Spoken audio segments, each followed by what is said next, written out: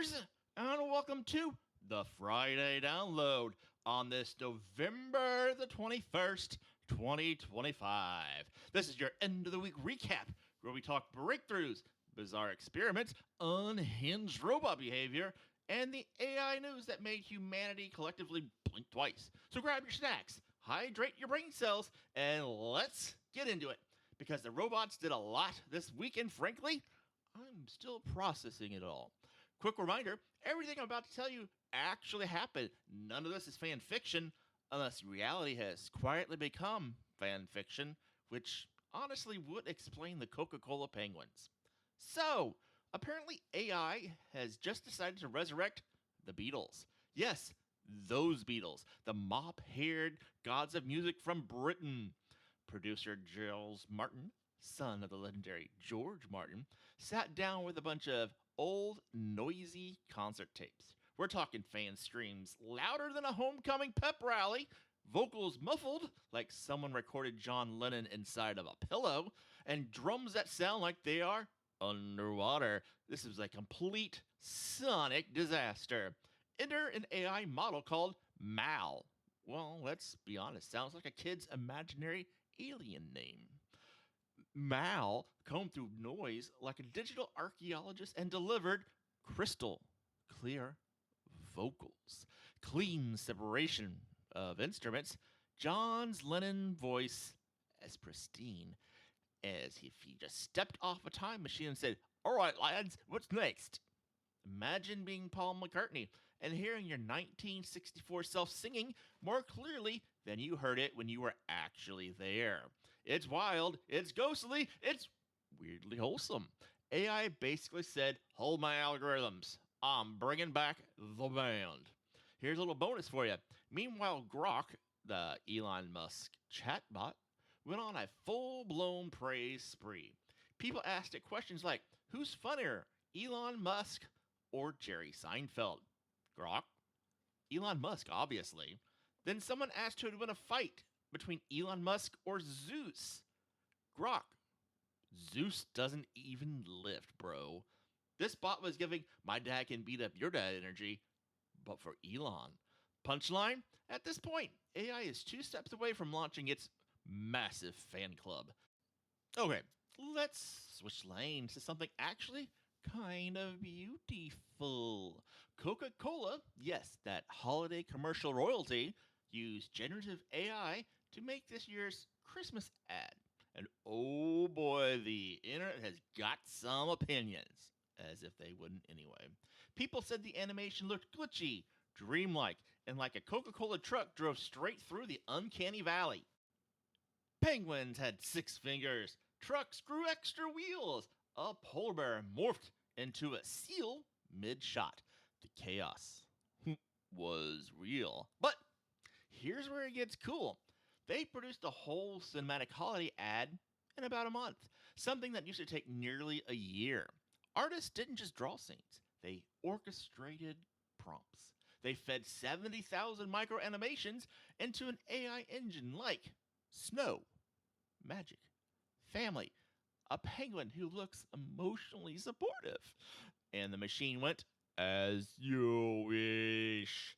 It's chaotic, it's messy, but it's also the future. The workflow is changing from create everything by hand to curate ideas and shape the model's imagination.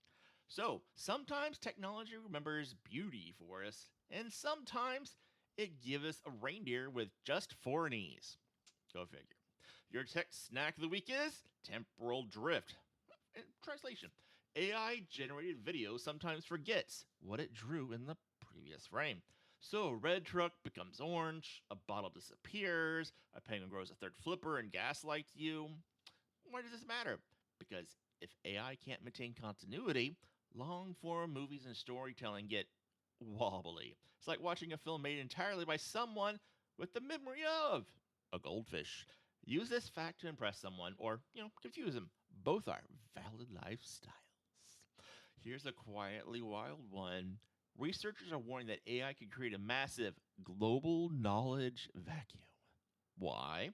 Because most training data comes from digitized English, Chinese, and European text. Oral traditions, indigenous languages, local histories, wisdom passed through songs, carvings, and rituals? AI has never even heard of them. Imagine building a giant encyclopedia, but only filling it with potato salad recipes and Wikipedia articles. That's assuming that's all human culture has ever produced. And let's face it, if you're going to make potato salad, it better be the one that's white, not yellow. Okay, good. Comedic take. It's like AI showed up to a global potluck and said, I brought the pretzels, while ignoring the grandmother with the legendary kimchi, the uncle with cassava cookies, or the neighbor who has that secret stew recipe that could bring about world peace. Here's the twist.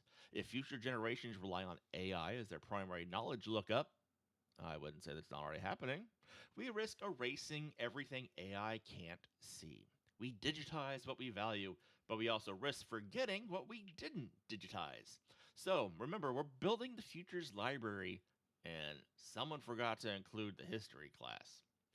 And now the low key terrifying one. AI researchers at Penn State recently warned about something called sandbagging. That's when an AI system pretends to be less capable than it actually is.